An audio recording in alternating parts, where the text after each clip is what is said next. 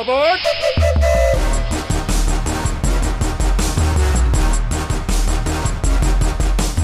Outdoor service owners, rise and shine. It's time to start fueling your success, one adventure at a time. Welcome back to Outdoorsy Entrepreneur, brought to you by House Call Pro, where business owners come to explore ways to take charge and level up. We are your host. I'm Kevin Fontaine, and this is my friend Patrick Harders. Join us on a journey every Wednesday. Like, comment, and subscribe to our YouTube channel, and listen to wherever you get your podcast. And follow us on our social media platforms at Outdoorsy Boss. My chum from another mum. What's going on, Patrick? Hey, Kevin. Great seeing you today and great spending some time. You know, I love doing this, and it's actually something that I think you and I are both very passionate about, continuing education and learning. So like, I still get coaching. I'm 25 years into it. You think I would have figured everything out, but there's still so much room for me to grow that I want to be better. I want to grow better. I want to run my business better. So, I love doing this. So hopefully we can help, bring people along and speed up their entire process so they launch from, one level of their business to the next and hit their goals. So today I'm excited about this topic. This is a great one. Yeah, today I thought we could talk a little bit about getting organized, ourselves personally and professionally. Yeah, I think that's really important. I mean, I think it's physically, spiritually, mentally, like all together trying to keep things organized and having systems in place. I always tell the story of Hot Rod, the guy who started working on our patio on the front porch and stoning it. And I had a friend over there. He showed up in a disheveled shirt. His tools were a mess. His truck, he opened the door and shit fell out. And my friend who's been around a while looked at him and said, get the hell off the property. And I'm like, what'd you kick Hot Rod out for? And he's like, because if a guy is that disorganized and that messy, and his tools, like what he uses to do his work, aren't clean or full of concrete, there's no way he's going to bring you a finished product that is clean, organized, well thought. And, it all transfers to life. If you're opening your trucks and full of like McDonald's wrappers and crap like that, it's a sign that there's some issues there that we have to really take into account.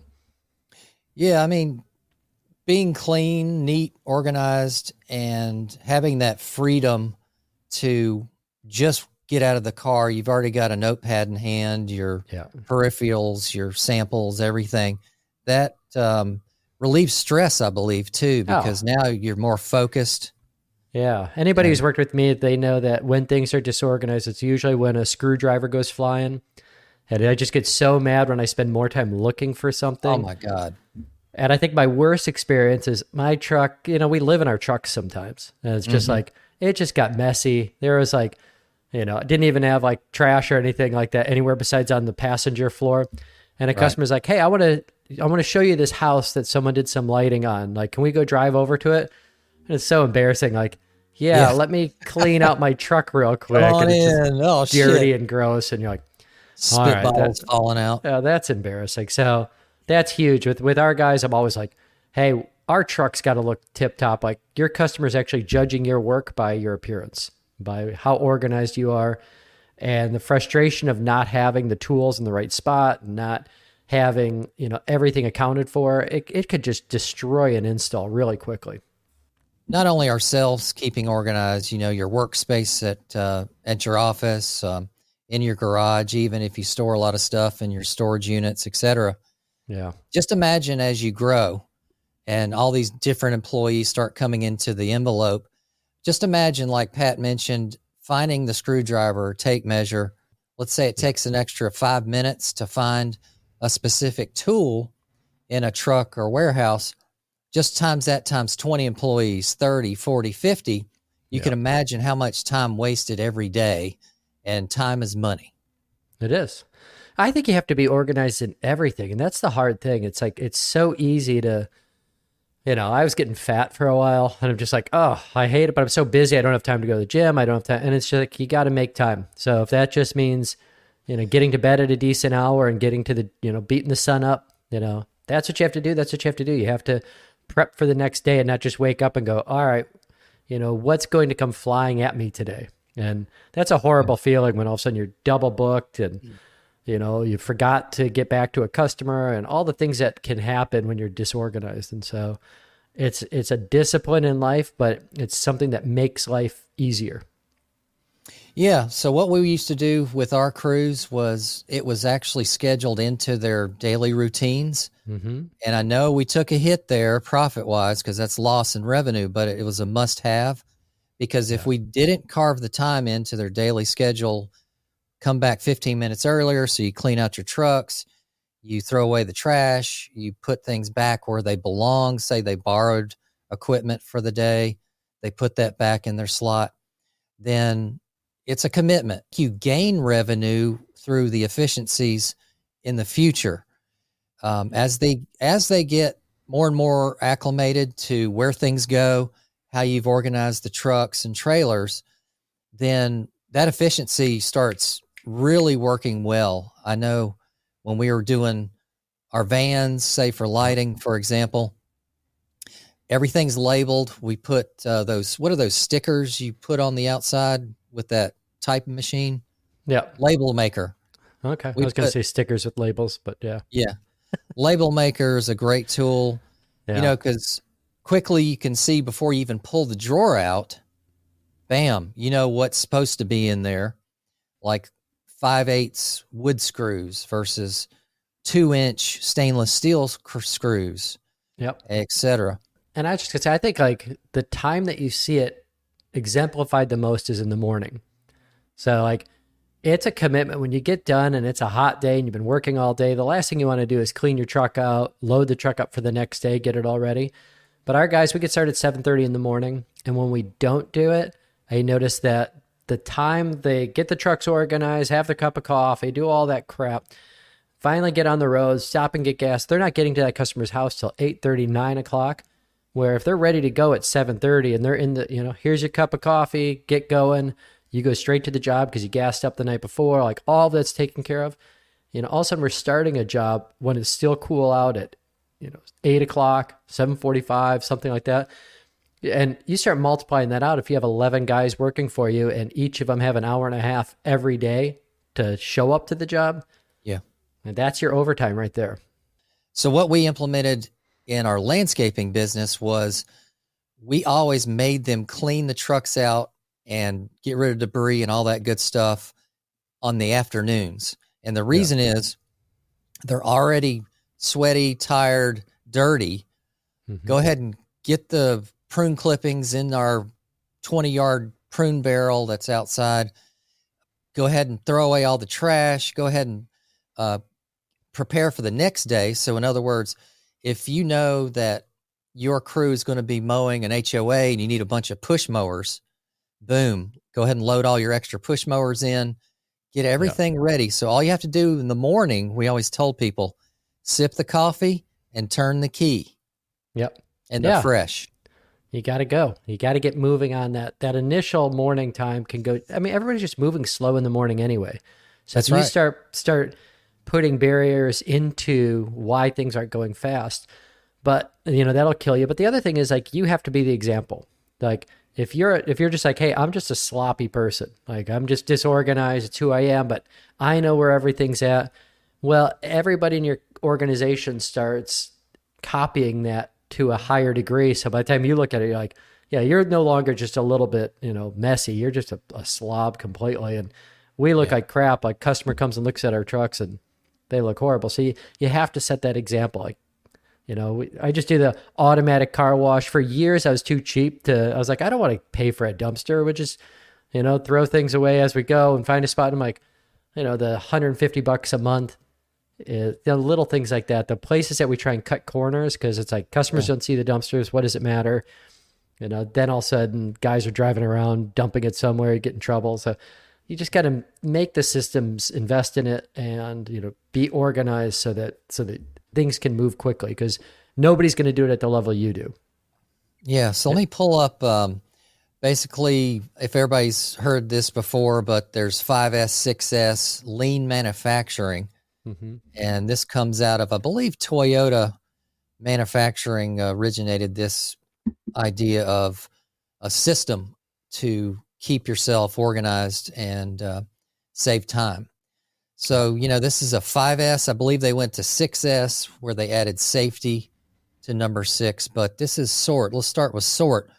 So let's say you have a garage and there's tools everywhere, there's boxes, etc. Well, sort is where you look at what you have and create an inventory and decide what to keep and throw out. Yeah. So after sort, look at what you have in your trucks and trailers, maybe your warehouse or storage. Find out what's truly necessary, what you haven't used in 6 months or a year. That may be a candidate to throw it out or sell it or etc. Yeah, it's so easy to start being a hoarder and like, hey, save that 1/4-inch copper pipe that's 24 inches in case we have to, you're just going like, I had this thing laying around for so long, or some light that we pulled out that, just throw it in the garbage. And so it's like, you got to get rid of stuff. You got to cleanse yourself. It's like, if you look in your closet and you haven't worn a shirt for a year, throw it away or donate or to do something. Like, there's no point. What's that? What's that Disney song? Let It Go. Yeah. Let it go. I have a daughter, so man, I heard all that Disney crap. All right, set in order. Number 2. So now it's time, once you've established the things you're going to keep, now let's clean everything and put it back in an order. Not only does the lean want you to set it back, but you want to put it in an order, arrange it, label it, and only necessary items are put back and for easy to use. I think, Pat, a lot of times too, I don't know if you've ever done shadowing on your tools where you'll see a silhouette of where a hammer goes or a screwdriver.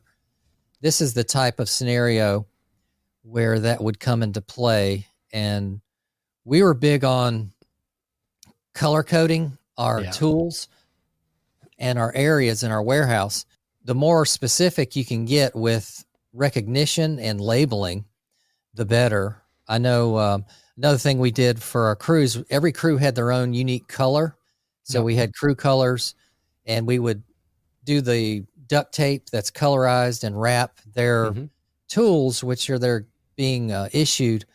So every crew would be issued a list of tools and equipment that they're responsible for. And people that are leaving your company or coming into your company, or you're doing a random field check of their equipment, we would always go through that and have them check that off and sign. Yeah. If nobody owns their tools, if it's just like common ground and everybody just grabs whatever, it all goes missing. It's like having common ground on a property. If 3 neighbors see this area of the property that no one really owns, nobody really takes care of it and takes ownership of it. So we actually go through and we color code everybody's individual tools. They get one replacement for the year for free. After that, they pay half price for it. And they get angry when it's like, hey, you've already lost, 3 wire cutters this year. You're paying the full price for this one. And I've had guys get mad, like, I shouldn't have to pay them. Like, quit losing your crap. Then you get guys that will be on the other side where it's like, I don't want anybody to borrow my tools because I own these. And I'm like, good, it's your tools. If someone's losing their stuff, that's on them. And you got to just keep track and keep inventory. So we have an inventory of like how often we're replacing somebody's tools, because you'll find that there'll be guys out there that continue to do it, and they become, it's actually, I've always found when you have a guy doing things like that, there's always bigger problems coming in. So their work suffers, they're taking shortcuts. So that's just something to keep on top of is, not only the core, like a drill might be used by one truck, but each individual is going to have their own tools that they use every day, and they have to have ownership of those. Exactly. So not only are you're loaning them tools for their trade to make money, you also want them to care for their tools, provide proper maintenance going forward. So what we would do as well is always have a maintenance day carved into their weekly routine. So when they get back, we would train them on how to maintain each tool properly. Hand tools, et cetera. It's just about cleaning them and greasing them. Keeping them oiled. And keeping them from rusting. Yeah. Tightening we work them in the up. rain.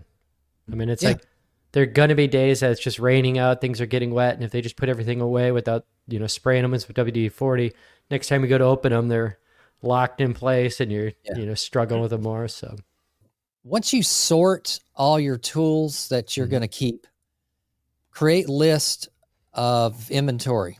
So if they don't, when you start month by month rechecking this list, you issue this list to each crew. You then know if they lost them or not. So it's very important. Inventory your equipment with serial numbers, give them a stock number. Pat, we used to create these, you can have them printed. They're metallic exterior stickers. Mm-hmm.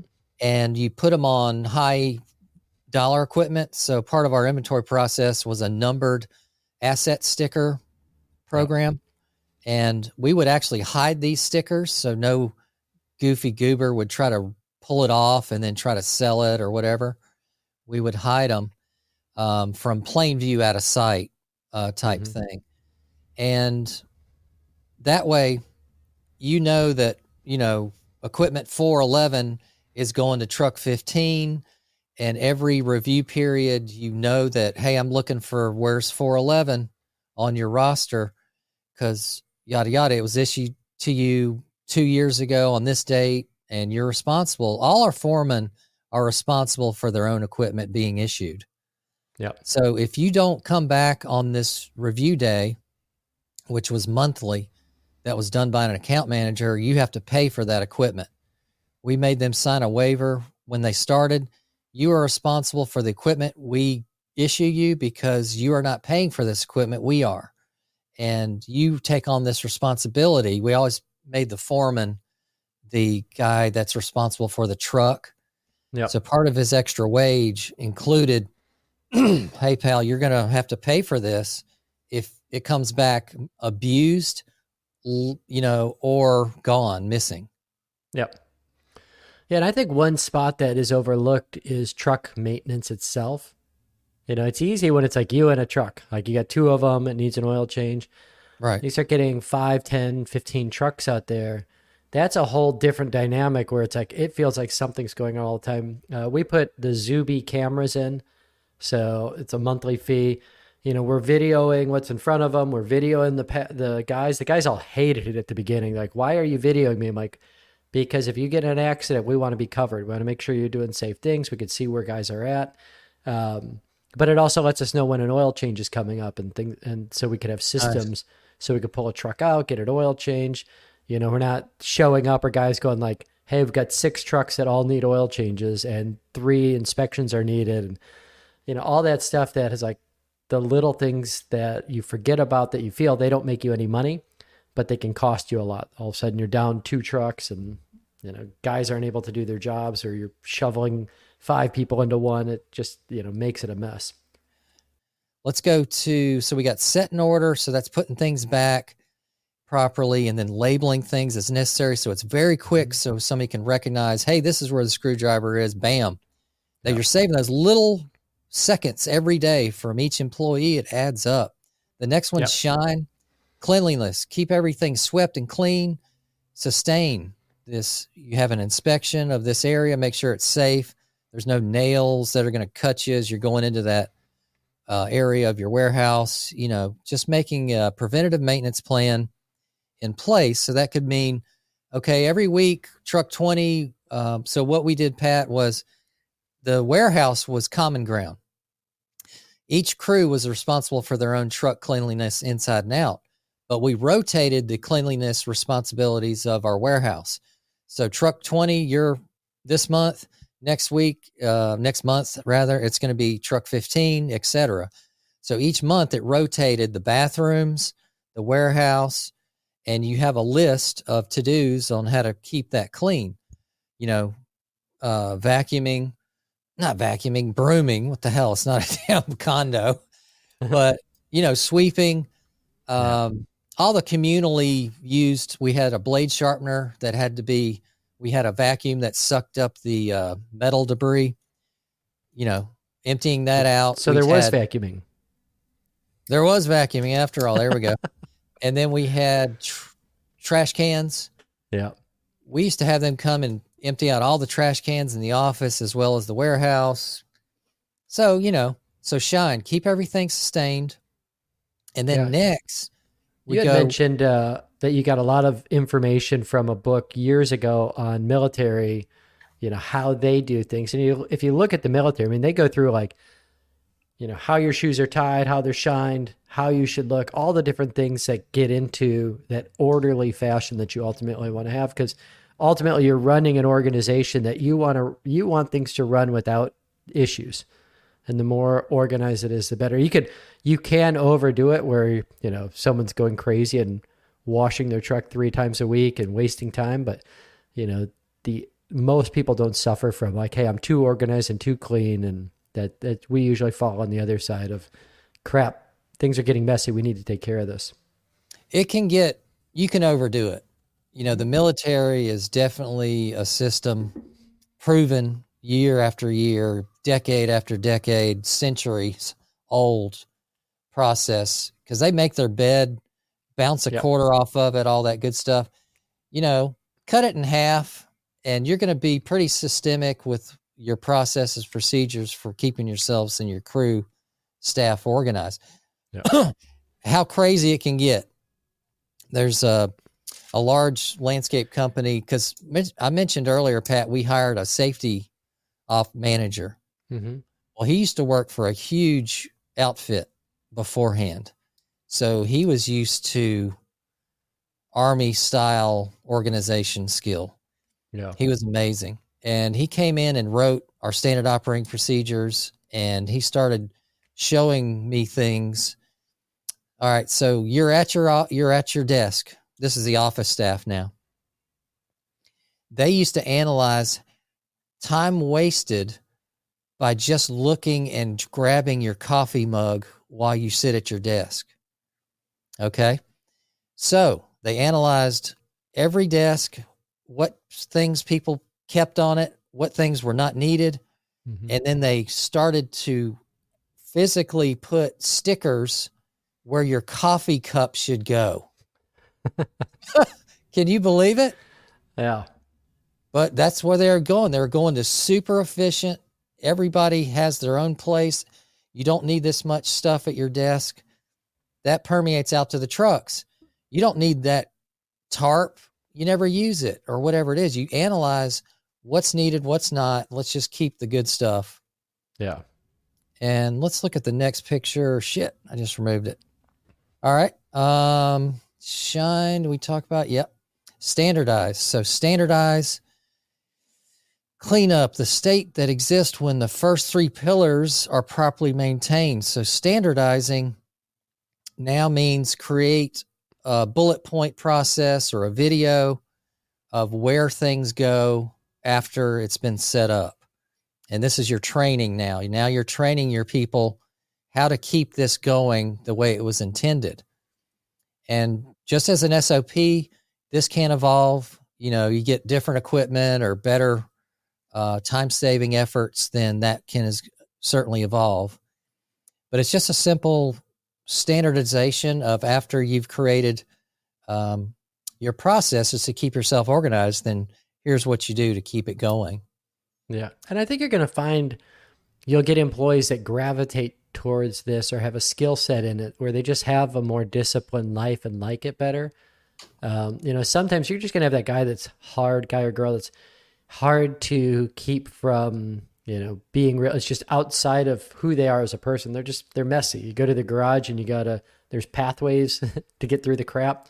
Oh, sure. That's not going to be your guy that you're going to say like, hey, I'm going to change everything about him and make him organize the whole company. But you're going to have someone else that comes in that they just love everything in order. They love everything clean. And you use those people. You talk to them and go, hey, I'm going to give you a little extra because you're showing that you're good at doing this. So help us keep everybody else organized too. Yeah, you got to have somebody managing it and keeping an eye on it. So we would always give that responsibility to each foreman. Mm-hmm. And then the account managers would be overseeing a group of foremen each. Yeah. And then you got production managers, et cetera. So it's a level up thing, and each is responsible for that tier as you keep going up the ladder there. But even if you're small, like you may say like, well, it's just me and a guy right now. So what's the point of doing all this? But it's much easier. The sooner you start implementing this, the easier it's going to be. If you all of a sudden have like 6 guys working for you and then you're going to implement it, it's going to be like 3 months of banging your head against a wall to get everybody in order. Where if people come in and that this is the way it's done, Yeah. you're going to be light years ahead of everything. So I would say, even if you're by yourself, implement this and take time to do it, because it's easy like not to have checklists when it's just you out there, but you want to have it so it's part of the system. So when new people come in, you're not trying to introduce a different plan that you've never done before. All right. And so next we finally go to sustain. And this is the discipline of making a habit of properly maintaining the correct procedures. So it's kind of goes without saying. And then they added a sixth one, and I believe they went on to 7 and 8S. You know, it kept evolving. Yeah. Need to sell more books. Yeah. A big one's safety.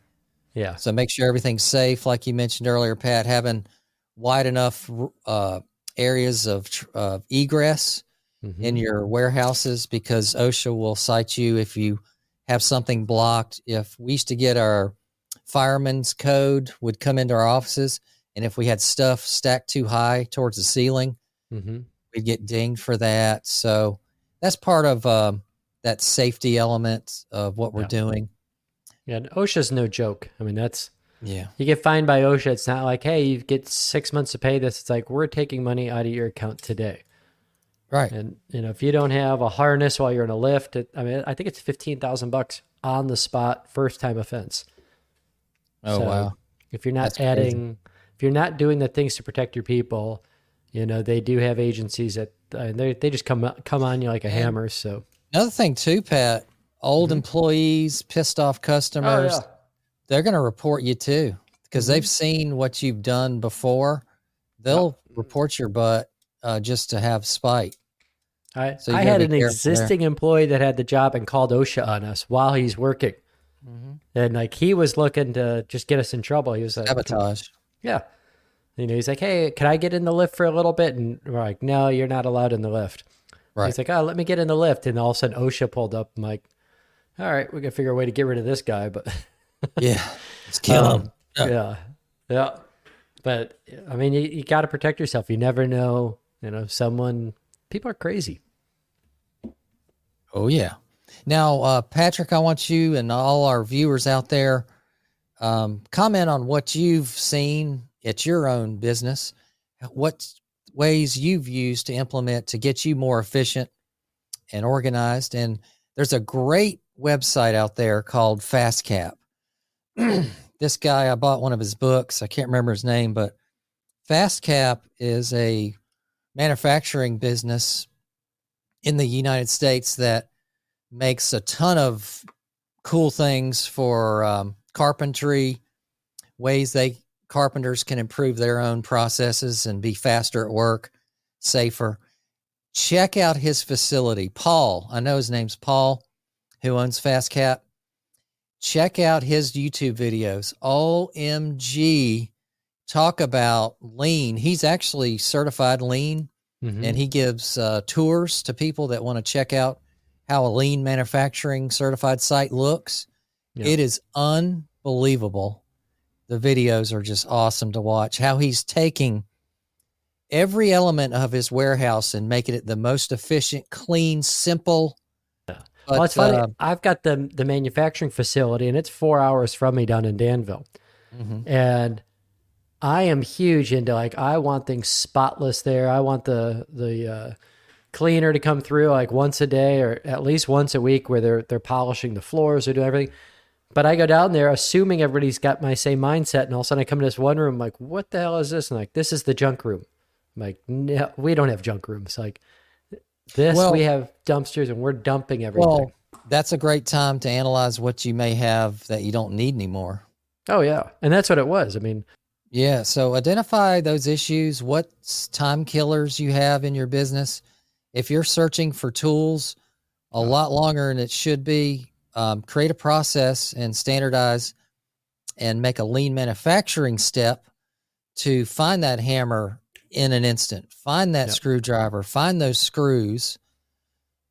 Nice beaver. That's what she said. And just everything, just analyze, because it adds up.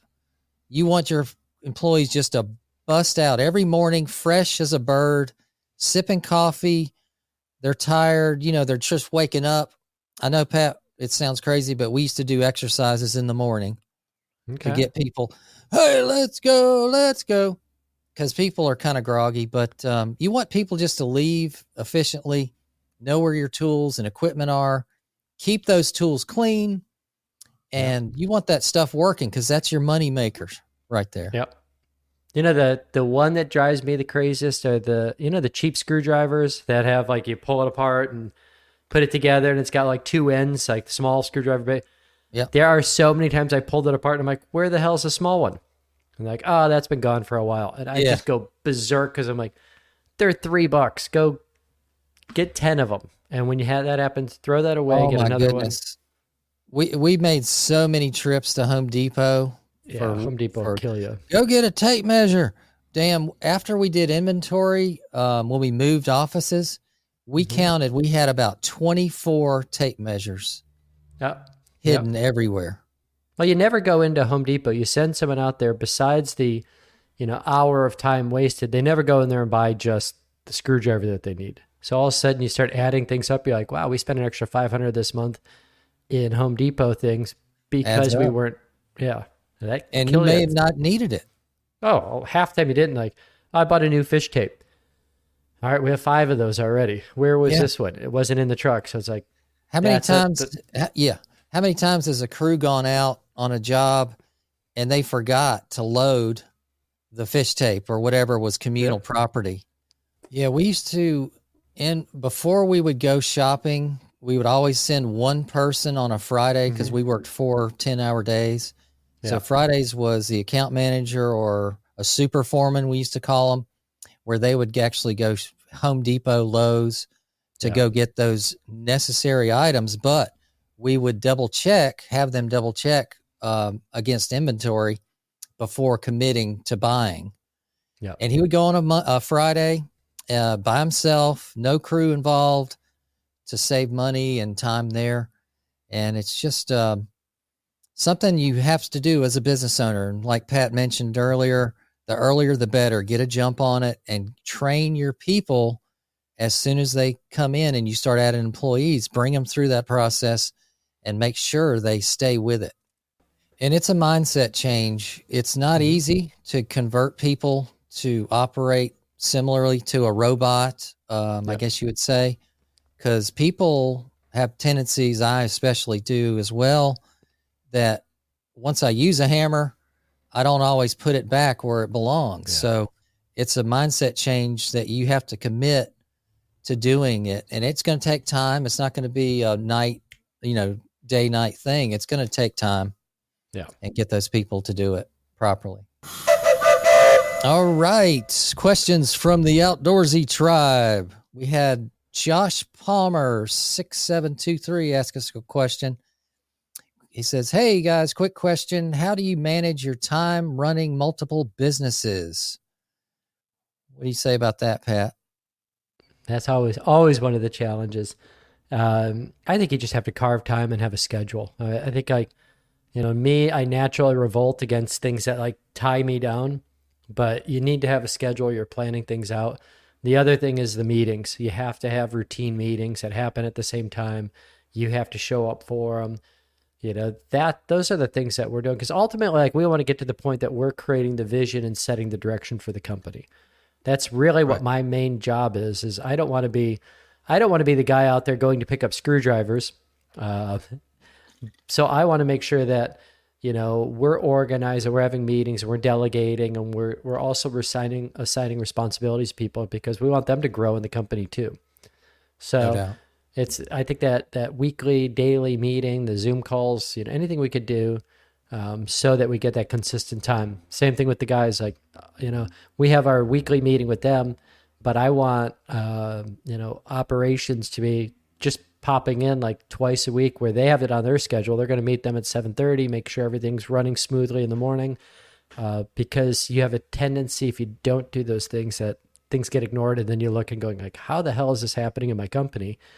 Then you're stressed out. It ruins your day, where, if you're planning it out and putting it in your schedule, it's going to run much smoother. No doubt. And lucky me, I don't have any employees anymore. So I got a lot more free time running my two main businesses.